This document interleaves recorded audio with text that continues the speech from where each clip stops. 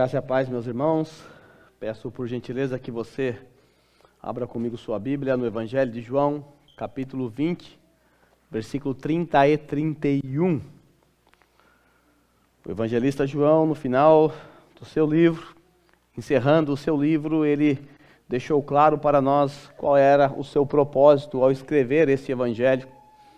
E assim, João encerra seu evangelho com esses dois versículos aqui, mostrando para nós que tudo que ele escreveu tinha isso como propósito. Vamos à leitura. Jesus realizou na presença dos seus discípulos muitos outros sinais miraculosos que não estão registrados neste livro. Mas estes foram escritos para que vocês creiam que Jesus é o Cristo, o Filho de Deus, e crendo tenham vida em seu nome. Pode tomar seu assento. Curva sua cabeça mais uma vez. Vamos a Deus em oração. Santo Deus, nós nos colocamos mais uma vez diante do Senhor em oração, para suplicar a Ti que nos auxilie nesse momento. Nos ajude a concentrar a nossa mente, o nosso coração, todo o nosso ser para a Tua palavra que será pregada nesse momento. Sabemos que carecemos dela e precisamos dela para mantermos a nossa fé em vigor. Então nos ajude nesse momento tão solene e especial, onde o Senhor falará conosco através da Tua santa palavra. Nos livre de distrações, desatenção e de pensamentos desnecessários nesse momento. Ajude-nos a manter o foco centrado em Ti e em Tua santa palavra. Peço ao Senhor por minha vida também e por meus irmãos que aqui estão. E assim eu oro em nome de Jesus. Amém. Meus irmãos, o sermão de hoje é o sermão de número 92. E com muita tristeza que hoje nós chegamos ao final desse glorioso evangelho de Jesus Cristo, descrito por João. Nós já estamos nesse livro há quase 3 anos e aprendemos muitas e muitas coisas, mas assim como todo bom filme ou todo bom livro, uma hora chega ao fim, e João está aqui nesse finalzinho do seu livro, nos mostrando o seu propósito, e assim ele encerra o seu livro. Sempre que nós começamos a estudar algum livro da Bíblia, algum livro da Palavra de Deus, nós devemos, antes de tudo, antes de mais nada, procurar entender qual é a intenção do autor ao escrever tal livro. Você vai ler o livro de Romanos, então você deve, antes de começar a ler, fazer uma pesquisa e tentar entender o contexto daquela igreja, por que Paulo está escrevendo aquela carta para aquela igreja, o que é que estava acontecendo, quais eram os problemas e qual é a intenção de Paulo. Quando você consegue entender a intenção do autor, fica muito mais fácil de você entender o livro. Por quê? Porque você assim evita de ir por caminhos que o livro não quer que você vá, de ter entendimentos que o livro não tem intenção que você entenda.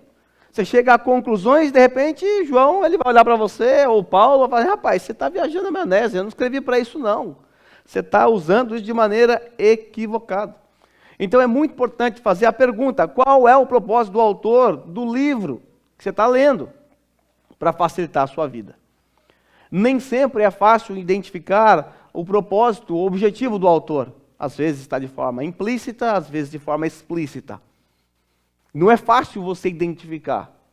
Mas João, ele é o nosso amigo, o discípulo do amor, ele é tão carinhoso com a gente que ele deixou claro que no finalzinho do seu livro, o seu objetivo, nesses 2 últimos versículos, que ao longo das exposições que fiz em João, eu fui repetindo esse versículo para você, provavelmente você já até decorou.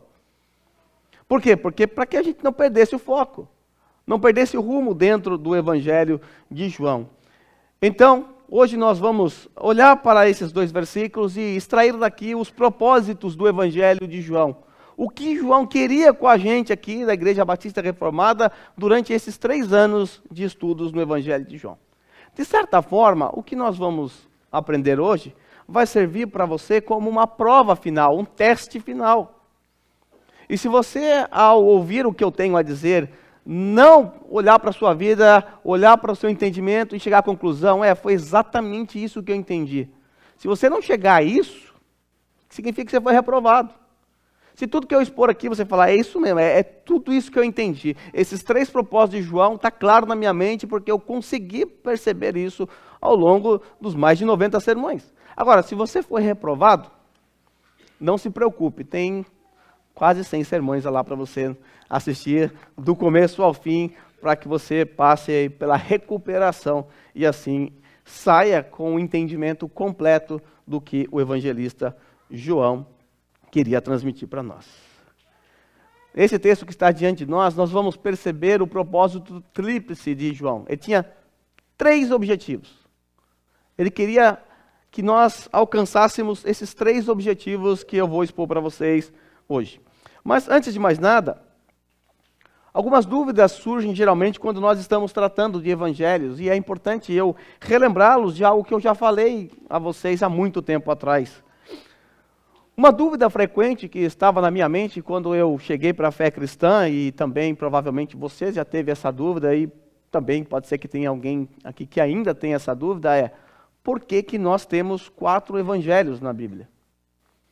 Por que nós não temos apenas um evangelho? Qual é a diferença entre os evangelhos? E eu julgo que é importante esclarecer essa questão aqui, porque pode ser que ainda seja sua dúvida. Vamos lá, rapidamente, porque João ele tem um objetivo, um propósito, e eu preciso explicar isso para vocês, para que a gente olhe para João, porque João vai se concentrar num único objetivo, num único propósito, e assim vai ajudar a gente a entender também o porquê que nós temos 4 evangelhos e não um. Então eu presumo aqui, então parto do pressuposto, que todos vocês aqui já leram os 4 evangelhos. Acredito que todo mundo aqui já leu os 4 evangelhos. Mateus, Marcos, Lucas e João. Certo? E aí certamente você, quando terminou de ler Mateus, se você seguir uma ordem sequencial, aí você vira a sua página seguinte, o Evangelho de Marcos. Você começa a ler e você fala: peraí, parece que eu já vi essa história. Só que está meio resumido aqui, mas eu acho que eu já vi essa história. Aí você termina de ler o Evangelho de Marcos, você chega em Lucas, você está lendo Lucas, você fala: peraí, mas é parecido com Mateus, é um pouco parecido com Marcos, só que com mais detalhes, é claro, porque parece um escrito com mais investigação, mais histórico. Mas é a mesma história, é a história de Jesus Cristo. E aí você fica confuso, mas por que esses 3 evangelhos contam a mesma história? Aí você vira para João, você começa João já, quer saber, a mesma história de novo, já vi Mateus, Marcos, Lucas, estou cansado dessa história, já sei. Jesus vai morrer no final, sei o final da história. Aí você chega em João, de repente você leva um susto, parece que ele está escrevendo uma outra história. Parece que ele não viveu na mesma época que Mateus, Marcos e Lucas, porque ele registra histórias que os outros não contam. Por exemplo, você não vai ver o relato da história da mulher samaritana nos outros evangelhos. Você não vai ver, por exemplo, o discurso de Jesus com Nicodemos, a ressurreição de Lázaro e tantos outras histórias e discursos de Jesus. Alguns milagres que só estão em João. Ou seja, há relatos exclusivos de João. Mas será que João está contando uma história totalmente diferente? Será que ele está inventando essa história? Claro que não. Nós precisamos de todos os 4 evangelhos. Esses evangelhos foram escritos com propósitos peculiares e particulares, com objetivos claros. Cada um deles, quando pegaram ali sua pena, seu pergaminho para escrever o evangelho, eles tinham algo em sua mente, eles tinham um objetivo em sua mente. E ao escrever esses livros, eles expuseram o seu objetivo que a gente está tentando descobrir agora. Quando nós olhamos para Mateus, Marcos e Lucas, eu já usei essa palavrinha aqui, pode ser que você ainda não sabe o que ela significa, mas Mateus, Marcos e Lucas são o que nós chamamos de evangelhos sinópticos. Eu já falei essa palavra várias vezes, até alguns de vocês me perguntaram. O que significa sinópticos? Né? Lembra da palavra sinergismo, em conjunto? Sim, em conjunto, óptico, de ótica, olhos, óptica. Olhar em conjunto. Quando você ia na locadora, que você que é bem velho aí, eu não sei, porque eu sou novo, sou da época do DVD, já não peguei essa parte, mas quando você ia lá na locadora, lá o Rodrigo na época dele, lá na locadora, alugar aqueles filmes, ele olhava atrás da fita, lá tinha sinopse do filme, ou seja, um resumo do filme. Só que aquilo não é suficiente. Ele precisava assistir o filme também, junto com a sinopse, para que ele pudesse entender. Então, os evangelhos de Mateus, Marcos e Lucas devem ser lidos em conjunto. Você deve ter percebido que poucas vezes, porque João poucas vezes conta as mesmas histórias desses três evangelistas, mas quando João contou a história que está também nos três evangelhos, você deve ter percebido que eu agrupei todas as informações que estão nos outros evangelhos. Eu não fiquei só em João. Inclusive, eu preguei um sermão em Lucas, no meio do evangelho de João. Vocês devem falar, está doido, pastor. Por quê? Porque a história de Jesus Cristo precisa ser lida em conjunto. E os evangelhos de Mateus, Marcos e Lucas precisam ser lidos juntos. Porque há detalhes em Marcos que não estão em Mateus e que também não estão em Lucas. Então é preciso olhar esses detalhes e as somas desses detalhes dará a você uma visão mais profunda e completa da história de Jesus Cristo. Agora, quando nós chegamos em João, como eu disse a vocês, nós vamos encontrar uma história totalmente diferente. Tanto é que eu coloquei em cor diferente para vocês aí. Mateus, Marcos e Lucas, evangelhos sinópticos, e abaixo o evangelho de João em azul. O evangelho de João você pode ler sozinho. Você não precisa ler ele junto com Mateus, Marcos e Lucas para você entendê-lo. Você pode ler sozinho. Mas por que João é tão diferente assim? Por que João é tão diferente assim? Ou outra pergunta que pode surgir na nossa mente. Por que não há apenas um único evangelho contando a história de Jesus? Não fica mais fácil? Ao invés de 66 livros, já diminui 3, aqui teria só mais um. Ficaria muito mais fácil para a gente ler. Uma única história. Mas o que você precisa entender é que cada um dos evangelistas tinha um objetivo particular, um público-alvo. E por causa desse público-alvo que estava na mente do evangelista, ele descreveu detalhes que eram necessários para comprovar a sua tese para alcançar o seu público-alvo. Por exemplo, Mateus, quando escreveu o seu evangelho, ele tinha um público-alvo, os judeus. E ele tinha uma missão específica, ele queria provar para os judeus que Jesus de fato é o Messias prometido na antiga aliança. Por isso você vai ver inúmeras profecias citadas nesse evangelho. Por 72 vezes, Mateus diz assim, isso aconteceu para que se cumprisse. E cita uma profecia da antiga aliança. Era o objetivo dele provar que Jesus é o Messias. Como que você faz isso? Provando na genealogia, a princípio, de que ele veio da descendência de Abraão, depois da descendência de Davi. E que ele cumpre as profecias. É quando nós chegamos em Marcos, Marcos é um evangelista mais curto, mais enxuto. Ele escreve de forma mais resumida. Por quê? Porque o seu público eram os romanos. E nós bem sabemos que os romanos não eram tão bem aculturados assim como eram os gregos. E os romanos são conhecidos por conquistar o mundo naquela época. Os conquistadores. Então Marcos, quando escreve seu evangelho, ele está apresentando Jesus como servo. Porque ainda ele era servo de Roma. Roma estava subjugando Israel. Mas ele era o servo e ao mesmo tempo o conquistador poderoso. E aí você vai ver no evangelho de Marcos, por exemplo, inúmeros sinais miraculosos.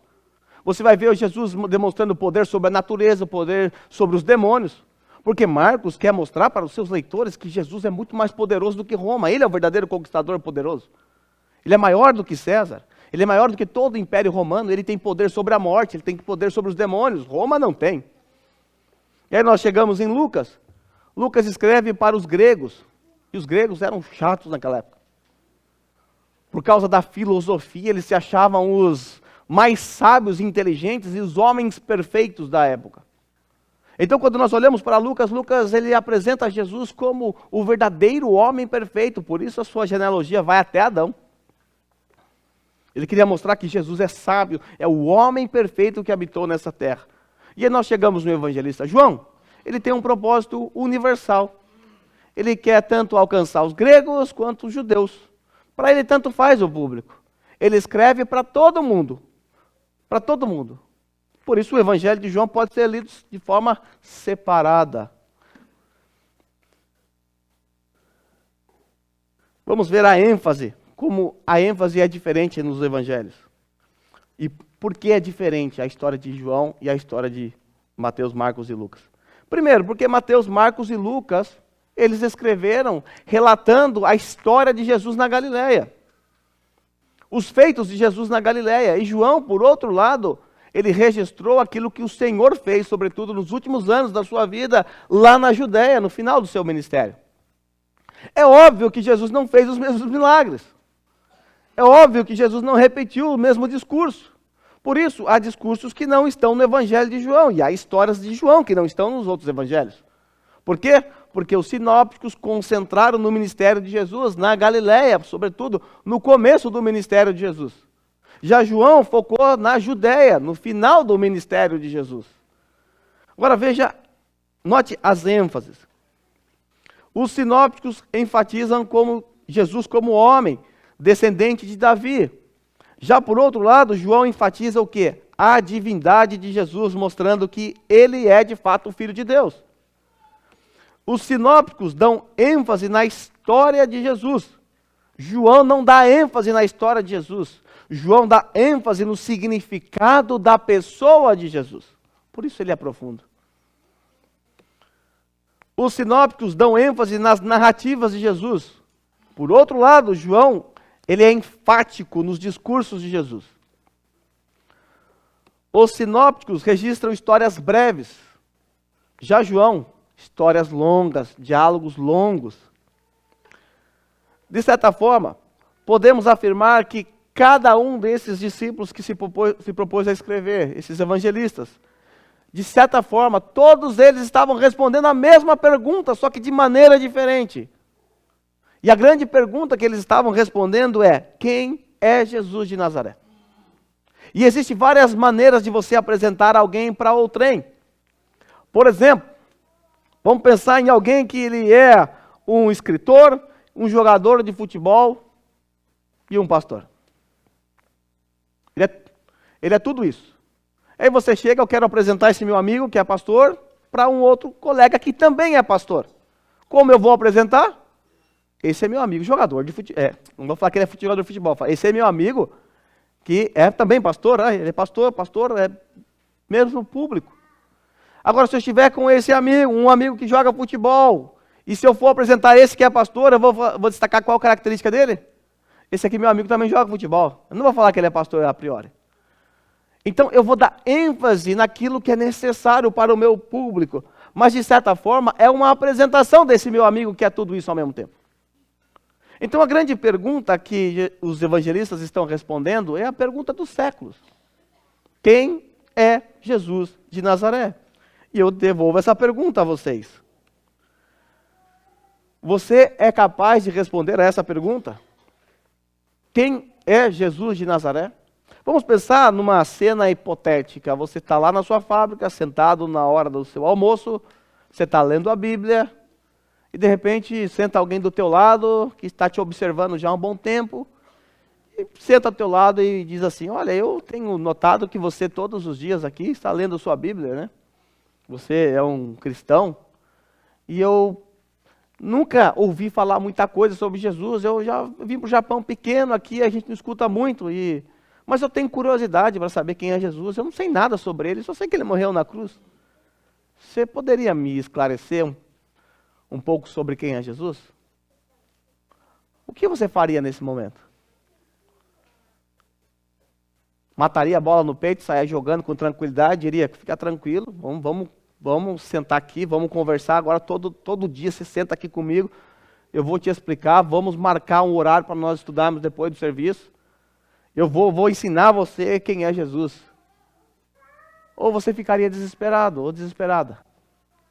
E agora não sei responder essa pergunta, eu não sei dar essa resposta, eu não sei nem por onde começar. Ou você ia começar a gaguejar. Então é Jesus, né, que você quer saber? Então, Jesus, né? Ah, Jesus, né? Eu vou ver se eu acho alguém na igreja para te ensinar. Eu vou ver se eu acho alguém, eu vou entrar, vou mandar mensagem para o pastor aqui para ver se ele pode mandar um áudio explicando quem é Jesus para você. Será que essa seria a sua resposta? A sua maneira de reagir a essa pergunta? A minha expectativa, e é a expectativa do apóstolo Pedro, é que saibamos responder à razão da esperança que há em nós. Pedro, ele escreveu lá na sua primeira epístola, ele disse assim: portanto, estáis, pois, preparados para responder com temor e mansidão a todos aqueles que vos pedirem a razão da esperança que há em vós. Nós precisamos estar preparados para responder com temor e mansidão a razão da esperança que há em nós. O fato é que se nós não somos capazes de responder uma pergunta tão simples como essa, isso significa que nós não entendemos nada do que aprendemos no Evangelho de João. E certamente o nosso cristianismo não possui raiz nenhuma. É um cristianismo superficial. É um cristianismo fraco. Significa que nós de fato não conhecemos o Senhor que cultuamos hoje aqui no dia do Senhor, todos os domingos. Significa que o nosso cristianismo é capenga e talvez sejamos apenas religiosos. Eu destaco também que pregar o Evangelho, ensinar sobre Jesus para as pessoas, porque falar de Jesus é pregar o Evangelho. Não depende de uma boa retórica. Não depende de você saber falar eloquentemente. Não depende de nada disso. Trata de você, ao seu modo, da sua maneira, no seu tom de voz, do seu jeito, conseguir esclarecer para a pessoa quem é Jesus. Foi a pergunta que Jesus fez para os seus discípulos em Mateus 16, 13. Olha a pergunta que Jesus fez aos seus discípulos: quem os outros dizem que o Filho do Homem é? E aí eles responderam. Alguns dizem que é João Batista, outros dizem que é Elias, ainda outros dizem que é o Jeremias e outros dizem que é um profeta. Então o Senhor se vira para os seus discípulos e pergunta: tá, e vocês? Quem vocês dizem que eu sou? Então o apóstolo Pedro foi lá e conseguiu responder. E nós, teríamos respondido?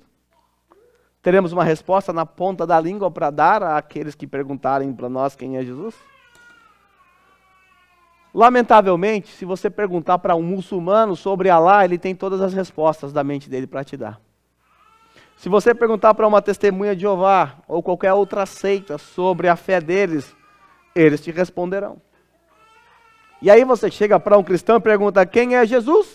E o grilo canta. Não sabe responder.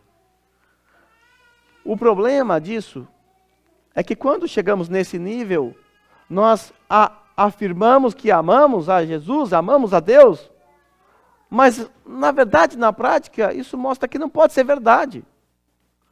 Porque nós sequer o conhecemos. E se nós não o conhecemos, nós não podemos amá-lo. Porque quanto mais nós conhecemos Jesus, mais nós o amamos. Então, se você não conhece Jesus, como é que você pode amar alguém que você não conhece? Você é capaz de amar meu primo Tonho? Não, você nem conhece. Nem tem o primo Tonho, tá? Que fique claro. Você não conhece, não teria como você amar. E agora, eu volto aqui a falar com os homens. Se nós que somos casados, não temos condições de responder a essa simples questão, como é que nós poderemos exercer o pastoreio dentro do nosso lar? Como? Como vamos disciplinar, discipular os nossos filhos? Simplesmente não faremos. Não faremos. Nós vamos deixar que a escola faça. Nós vamos deixar que a sociedade e a mídia, que já está fazendo isso há muito tempo, já está discipulando nossos filhos. Vamos deixar que os amigos da escola façam isso. Eu já disse a vocês várias vezes que a missão da igreja consiste em ser e fazer discípulos. Essa é a nossa missão aqui na terra, nós somos discípulos. E como discípulos que somos, fazemos discípulos. O eixo da igreja gira em torno disso. Somos chamados para o discipulado. Mas não existe discipulado sem conhecimento da pessoa de Jesus Cristo. Não existe. Não existe.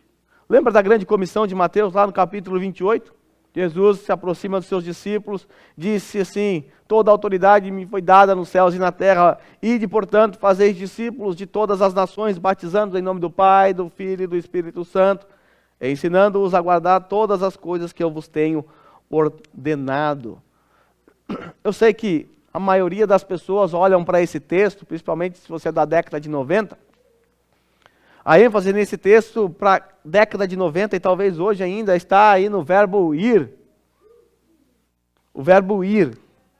E aí, então, você participa de conferências missionárias, onde as pessoas dizem, você tem que investir em missões. Tem duas maneiras de fazer missões, ou contribuindo ou indo, porque missionário é aquele que vai. E a base de tudo isso é esse texto, mas a ênfase desse texto não recai no verbo ir. A ênfase desse texto recai no verbo fazer, fazei discípulos. Essa é a ênfase. Na verdade, o id é uma má interpretação, uma má tradução. O correto seria indo. A ideia de Jesus ali aos seus discípulos é indo no caminho por onde vocês forem, não importa aonde, façam discípulos. Isso já muda a tônica do texto. Isso significa então que fazer discípulos é a nossa ordem, é a ordem dada a nós, é o mandamento dado a nós. Nós não temos a opção de não fazer isso. Porque se o id se aplica somente a missionários, então a maioria de nós aqui, aliás, todos nós aqui não teríamos condições. Porque nós não viemos aqui como um missionário enviado por uma igreja, sustentado por uma igreja. Alguém que está aqui assim? Que eu saiba não. Se não é secreto isso aí, você me conta. Eu não estou sabendo de ninguém.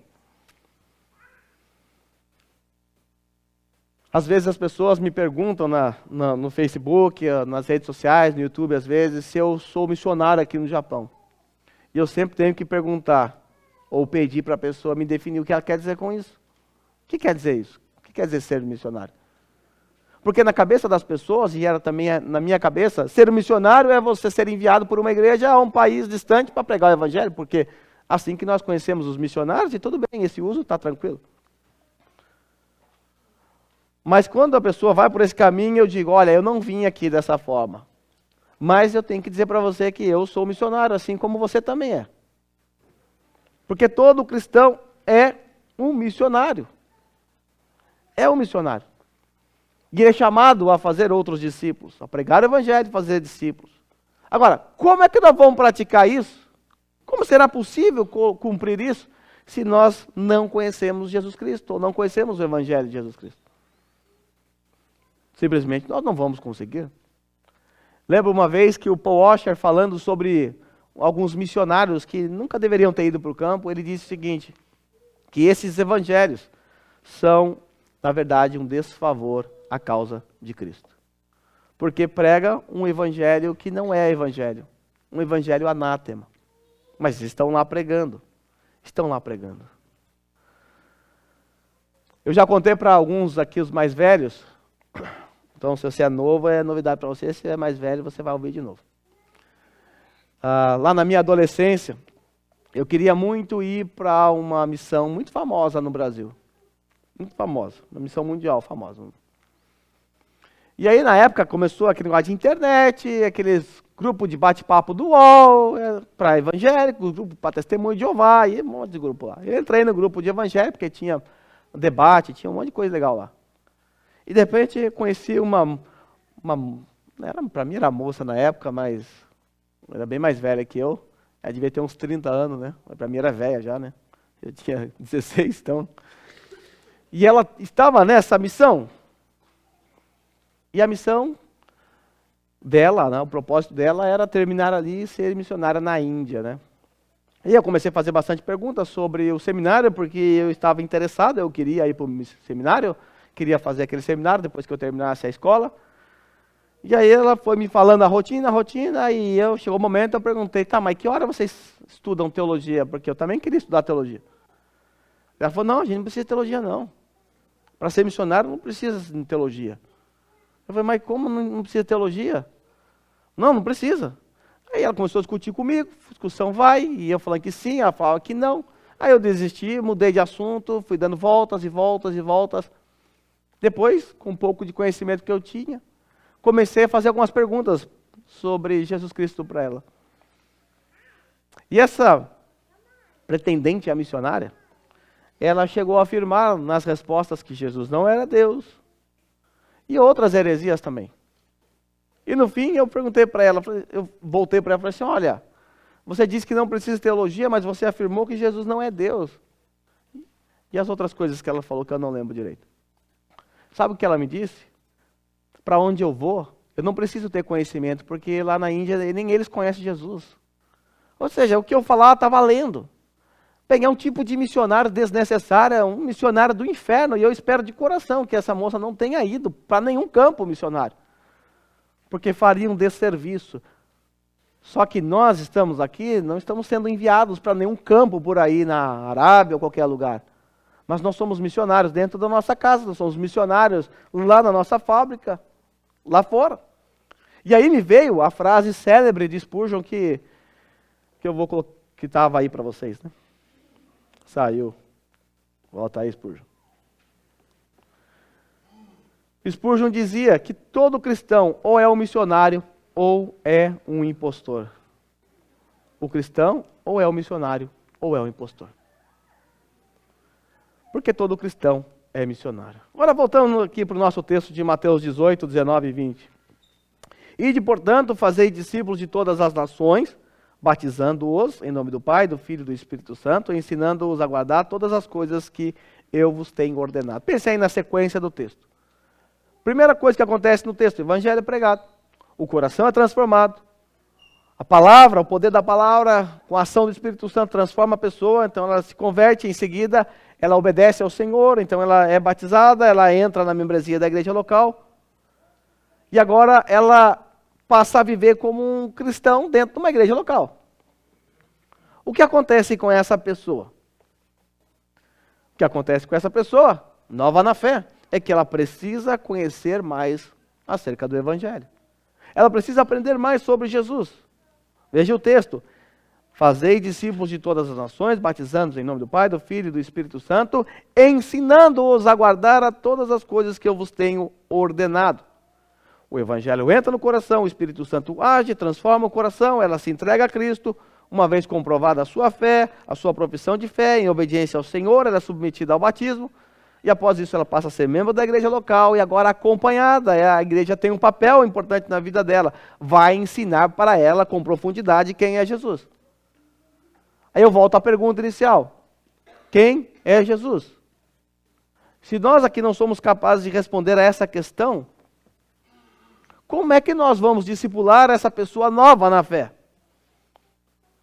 O que é que nós vamos ensinar? O que é que nós podemos transmitir para essa pessoa? Se a gente não consegue responder quem é Jesus. Quando eu comecei a pregar em João, há quase 3 anos, eu deixei claro para vocês a minha intenção lá no primeiro sermão. Se você não lembra ou não estava aqui, eu vou fornecer essa informação para você. O que eu quis com o Evangelho de João, e isso eu alcancei para mim, espero que para você também. Fornecer informações básicas e profundas acerca de Jesus, aumentando o seu conhecimento acerca do seu Senhor. Também tive como objetivo dar a vocês ferramentas para que você consiga dar uma resposta correta aos que te pedirem a razão da vossa fé. Saber responder a pergunta quem é Jesus, por exemplo. Inclusive os primeiros 5, 6 sermões eu trabalhei em cima dessa pergunta, quem é Jesus? Também meu objetivo é é ajudar os pais na evangelização dos filhos.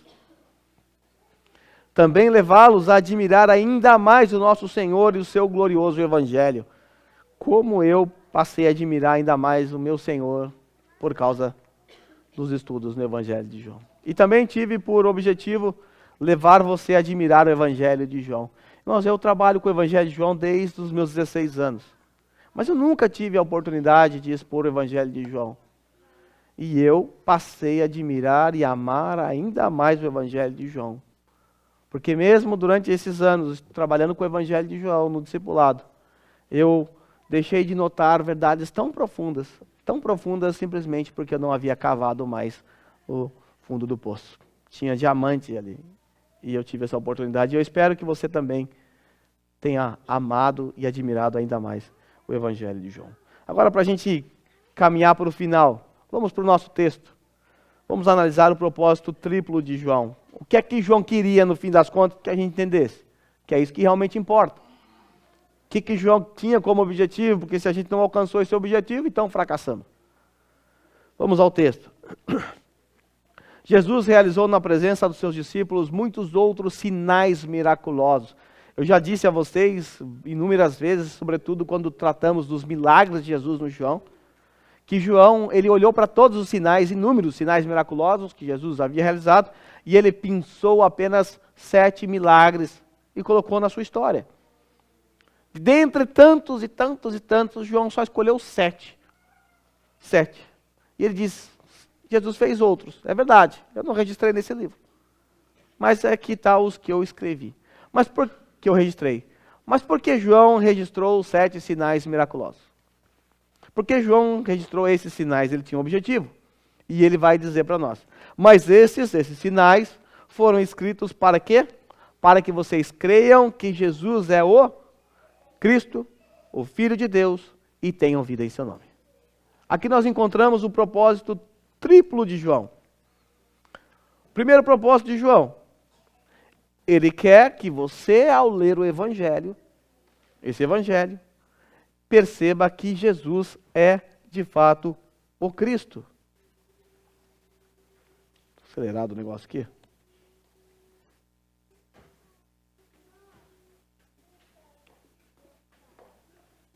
Ok. Ele quer que você perceba nas linhas desse Evangelho que Jesus é o Cristo. É verdade que essa não é a ênfase maior de João. João foi muito sucinto no que compete provar a messianidade de Jesus. Por quê? Porque temos um evangelho que já fez isso. Evangelho de Mateus. Mas o que é Cristo? De onde vem esse conceito de Cristo? E só para que você saiba, quando eu era criança eu pensava que era o sobrenome de Jesus. Pensava que ele era filho de Maria Cristo. Colocaram o nome de Cristo no menino, né? Cristo é uma designação que aponta para a realeza de Jesus. Cristo e Messias significam a mesma coisa, a diferença é que um é hebraico, o outro é grego. Cristo é grego e Messias é hebraico. Cristo aponta para o conceito real, de realeza. Nós não falamos que Jesus é o rei, nós cantamos uma música que fala que ele é rei aqui hoje. Ele é o rei, ele é o Messias, ele é o Cristo. Jesus Cristo significa Jesus, o rei. A palavra Cristo e Messias literalmente significa ungido. Mas o que tem a ver com rei, ungido com rei? Vale lembrar que nos tempos antigos havia maneiras de você reconhecer publicamente seu rei. Mais comum, que é o que você viu em filme medieval, é aquela cena onde o príncipe ou aquele que será aclamado rei, ele está lá no seu palácio, na parte de cima, diante do seu público. Então tem um sacerdote com uma bandeja na mão, com uma coroa. O sacerdote então faz todo aquele ritual. O príncipe se ajoelha, o rei coloca sobre ele o manto de realeza, aquele manto escarlate, coloca sobre a sua cabeça uma coroa, um cajado real em suas mãos, então o rei levanta, então todo mundo grita, vida longa ao rei. Mas existia naqueles tempos, isso não era peculiar de Israel, mas existia naqueles tempos também outra maneira de reconhecer o seu rei. Era realmente realizando diante dos seus súditos também uma cerimônia com um sacerdote e tudo mais. Só que nessa cerimônia era derramado óleo na cabeça do rei. O rei era ungido, derramava um óleo, não tinha poder, né? Mega Blaster Power nesse óleo. Era um óleo simbólico só para demonstrar publicamente para os súditos que aquele ali é o rei. Daqui saiu o conceito de Messias. O ungido. Jesus então é o Messias porque ele é o rei de Israel. E então João, assim como Mateus, tem também essa missão de provar a messianidade de Jesus Cristo. O segundo propósito de João, que é o propósito maior, a ênfase de João está nesse segundo ponto. João quer provar para os seus leitores, e aqui ele gastou força, ele se empenhou, ele quer provar para os seus leitores que Jesus é o Filho de Deus. Com o Filho de Deus, ele está apenas provando para nós, ou tentando provar para nós, que ele é o próprio Deus encarnado. Você deve se lembrar como começa o Evangelho de João. João, sem muitos rodeios, ele já enfia o pé na porta, já arromba a porta, já entra com Jesus Cristo sendo o Criador, apresentando Jesus como Criador. No princípio era o Verbo era Deus, o Verbo estava com Deus. Todas as coisas foram feitas por ele, sem ele nada teria sido feito. Ou seja, ele já começa com tudo mostrando a identidade de Jesus Cristo como Filho de Deus, o Deus encarnado, o Deus que estava com Deus, ou seja, Deus Pai, Deus Filho, como o Criador de todas as coisas. E isso aqui é muito importante, porque João também está inserido numa cultura baseada ou fundamentada no judaísmo. E a primeira informação que o judeu tem na palavra de Deus sobre Deus é a de um Deus criador dos céus e da terra. Portanto, quando João se assenta para escrever, ele então leva os seus leitores lá para Gênesis capítulo 1. E ele usa a mesma palavrinha, só que no grego aqui. No princípio. No princípio criou Deus os céus e a terra. No princípio é aquele que é a palavra. Ele estava lá com Deus. Ele era Deus. Ah, e tem mais, todas as coisas foram feitas por ele. Ele é o Criador.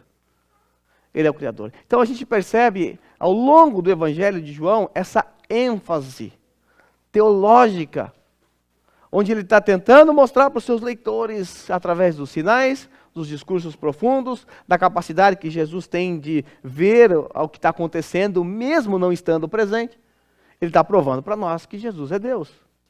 E essa sua ênfase fundamental, sua ênfase principal. E eu me lembro até, lembrei disso quando estava na aula de novos membros, que no batismo da Patrícia e do Renan, teve um texto em comum, que de certa forma Deus usou para abrir os olhos deles. E é o texto de João capítulo 1. E não é um texto evangelístico. Convenhamos? Você nunca vai, se você for convidado para levar uma palavra evangelística em algum lugar, você nunca vai chegar com esse texto aqui. Você vai para João 3,16, você vai para outros textos. Mas foi o texto que Deus usou tanto para abrir os olhos da irmã Patrícia, quanto do nosso irmão Renan. Então é interessante notar isso. E da Patrícia foi interessante também, porque, como bem sabemos, ela veio de uma seita que não entendia que Jesus era Deus. E ela passou aqui com a gente anos e anos aqui, sem se dobrar a essa verdade das Escrituras. Mas quando João 1,1 foi exposto diante dela, tudo aquilo que ela havia aprendido com outras irmãs que estavam acompanhando a irmã Patrícia, tudo isso veio à tona, o Espírito Santo trouxe tudo aquilo, e ela percebeu que Jesus é Deus, e houve ali a verdadeira guinada, a sua conversão, pelo entendimento de que Jesus é Deus. Então, veja como a palavra de Deus, ela nos surpreende com um texto que não é evangelístico, entre aspas. É um texto que a gente não julga como evangelístico. Mas foi através desse texto que Deus salvou algumas pessoas e salvará outras pessoas ainda também. João queria deixar claro que Jesus é o Filho de Deus. E espero que tenha ficado claro para você ao longo dessa exposição. Mas tudo bem. Até aqui nós percebemos que o objetivo de João, o propósito de João, ele é apologético. João está defendendo a sua fé, ele está provando que Jesus é o Cristo, está provando que Jesus é o Filho de Deus. Mesmo vivendo num mundo cheio de divindades, que era naquela época uma sociedade greco-romana, os romanos adoravam tudo quanto é tipo de coisa, desde animais até coisas, planetas e tudo mais. E aí João está mostrando que ele é o Filho de Deus aqui, então ele está defendendo a sua fé. Só existe um Deus, e esse Deus é Jesus Cristo, o Filho encarnado, existe o Pai, o Filho e o Espírito Santo, mas esse que eu estou apresentando para vocês é o Filho de Deus, encarnado, e ele é divino. Mas o último propósito de João é sim evangelístico. Note aí, Jesus realizou na presença dos seus discípulos muitos outros sinais miraculosos que não estão registrados neste livro.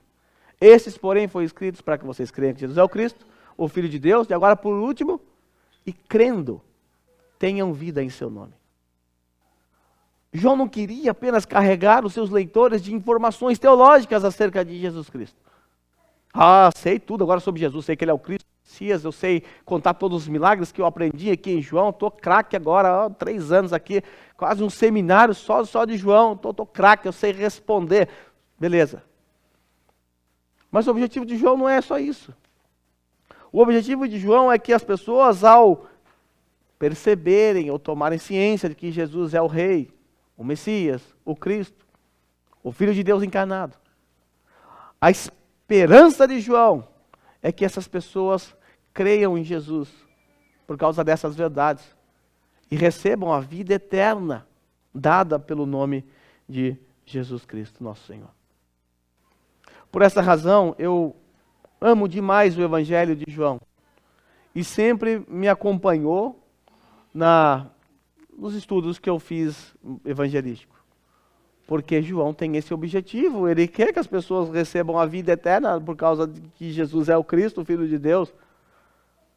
Se ele tem esse objetivo, então esse livro é o livro que eu mais gosto de usar em discipulado. Porque também foi o livro que me alcançou lá na minha juventude. Nós sabemos que para receber essa vida eterna, foi necessário que o Senhor Jesus Cristo, nosso Senhor, esse que é o Cristo, que é o Messias, que é o Filho de Deus, experimentasse a morte eterna no nosso lugar. Nós sabemos claramente que Deus Pai enviou seu Filho, Jesus, seu único Filho, para cumprir essa árdua tarefa em nosso lugar. Dentre tantos e tantos acontecimentos registrados por João nesse Evangelho, eu quero destacar apenas 2. Você pode não se lembrar do que aconteceu no Evangelho de João, mas guarde 2 em sua mente: a morte e a ressurreição de Jesus. Esse é o ponto principal do Evangelho de João, esse é o ápice da história da redenção. Os milagres são legais, importante guardar. Os discursos, aprendemos demais. Mas se você tiver uma amnésia do Evangelho de João, tente guardar na sua mente essas 2 verdades. Ele morreu, mas também ressuscitou ao 3º dia. Esse é o evento mais importante, esses 2 eventos, são os eventos mais importantes da história da raça humana. Porque foi através do corpo traspassado de Jesus Cristo, lá naquela cruz, do seu sangue, que nós recebemos vida. E a certeza de que recebemos vida repousa sobre a ressurreição de Jesus. Porque se ele não ressuscitou, a nossa fé é vã. Voltamos à pergunta. O que é que nós viemos fazer aqui hoje? Se eu perguntasse para as crianças, eles iam dizer: adorar a Deus, tio. É? Os adultos também, só que adorar a Deus, né? Adorar a Deus. A pergunta é: quem é o Deus que adoramos? Quem é o Deus que adoramos? Eu costumo dizer que a igreja evangélica corre grandes riscos de ser idólatra também, assim como os católicos. Porque separamos o dia, acordamos de manhã, nos assentamos aqui para adorar a Deus. Mas quem é o Deus que nós adoramos? E eu respondo com essa afirmação aí: Jesus é o Deus que nós adoramos. Nós vamos cantar uma canção que tem esse nome aí: o Deus que adoramos. Eu tenho a impressão de que o esboço dessa canção é o Evangelho de João, porque até quase que segue a cronologia de João. Quase que segue a cronologia de João. Então nós vamos cantar essa música aqui. E eu sempre digo a vocês que o momento do cântico não é um momento só para você cantar por emoção, que nem você fazia na época que você era roqueiro, pagodeiro, e ia em show dessas bandas, você ficava cantando igual um louco lá. Nós cantamos aqui para afirmar verdades teológicas que nós acreditamos. Lutero dizia que a música ela servia como um sermão cantado. Porque as músicas também estão carregadas de verdades teológicas e tem que ser assim. Agora, note como essa música, ela apresenta o Senhor de maneira tão sublime e, de certa forma, de maneira a resumir o Evangelho de João. A música diz assim: o Deus Criador dos céus e da terra.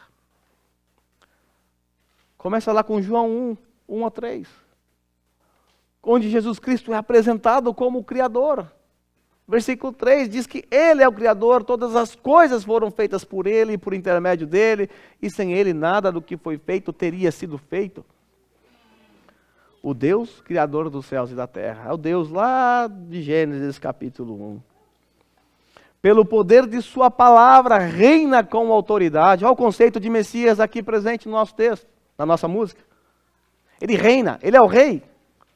Quando Jesus estava conversando com a mulher samaritana, lá no capítulo 4, versículo 25 e 26, o Senhor claramente disse a mulher, após ela falar para Jesus, Jesus, eu sei que o Messias, aí o chamado Cristo, está para vir, e quando ele vier, ele vai nos explicar tudo. E aí o Senhor Jesus olha para ela e diz, eu sou o Messias. Esse que está falando com você é o Messias. Então o Deus que adoramos é o Criador dos céus e da terra, é o Rei Messiânico, é o Messias prometido. E ele está reinando hoje com autoridade. A música também diz que o Deus que adoramos, até os ventos obedecem. Olha os ventos aí, ó. Olha o vento aí. Deus, Jesus está mandando ele fazer esse barulho aí, não sou eu não. Efeitos especiais na hora do sermão. Até os ventos obedecem. Quando nós chegamos lá em João capítulo 6, a partir do versículo 16, nós temos aquele relato onde os discípulos, eles, amando Jesus, entram no barquinho para atravessar para o outro lado. E aí, de repente, uma tempestade, vento para tudo quanto é lado, eles estão sucumbindo, morrendo, o Senhor vai andando até eles. E Mateus, quando ele está registrando essa mesma história, Mateus diz que quando o Senhor Jesus pisou no barco, entrou no barco, o vento, as ondas pararam, tudo se acalmou. O Deus que adoramos, até os ventos obedecem.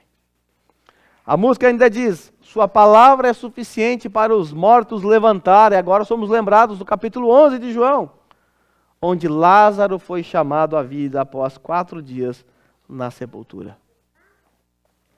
E a música também diz, nada é como ele, o grande eu sou. E aí nós chegamos em João 8:58, onde Jesus diz aos religiosos o seguinte, antes que Abraão existisse, eu sou. Foi tão forte isso que eles pegaram em pedras para matar Jesus. Agora, a música diz assim, o Deus que deixou o seu grande trono, João 1,14, aquele que é a palavra tornou-se carne e viveu entre nós, vimos a sua glória, glória como do unigênito vindo do Pai, cheio de graça e de verdade. Ele deixou o seu grande trono para habitar entre nós, para andar entre nós. Mas a música também diz que ele deixou o seu grande trono para um outro propósito, para levar a nossa culpa e transgressão. Ele deixou o seu grande trono para levar a nossa culpa e transgressão. Ele se humilhou, veio a esse mundo e recebeu a nossa culpa e a nossa transgressão. Ele tinha uma missão. Foi para isso que ele veio a esse mundo, para cumprir a obra da redenção. E aí nós nos lembramos de João capítulo 19, versículo 30, onde o Senhor Jesus disse claramente naquela cruz, depois de ter provado o fel, está consumado. E aí nós chegamos então no refrão. E no refrão nós descobrimos que esse Senhor Jesus, que é o que adoramos, que é o Senhor que adoramos, Ele é todo poderoso, Ele é soberano, Ele é grande em misericórdia, Ele tem poder para salvar. Nós descobrimos aí no refrão, que as verdades que aprendemos no Evangelho de João, claro, que o Deus que adoramos derrotou a morte e o pecado. Portanto, Ele é sim o nosso glorioso Rei e Redentor. Portanto, dele seja a glória e o poder, pois o dono de tudo Ele é. E eu quero nesse momento pedir a você que fique em pé. Se você tem essa visão elevada acerca de Jesus Cristo, o seu Senhor, o Deus que você adora, então eu peço a você que, ao cantar essa canção, cante com a força do seu pulmão. Porque essa canção vai funcionar para nós como uma declaração da nossa fé, daquilo que nós cremos sobre Jesus. Viu como uma música é importante?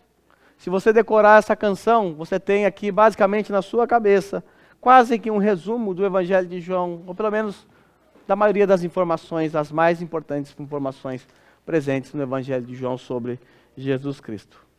Vamos adorar ao Senhor Jesus cantando a Ele com o nosso vigor.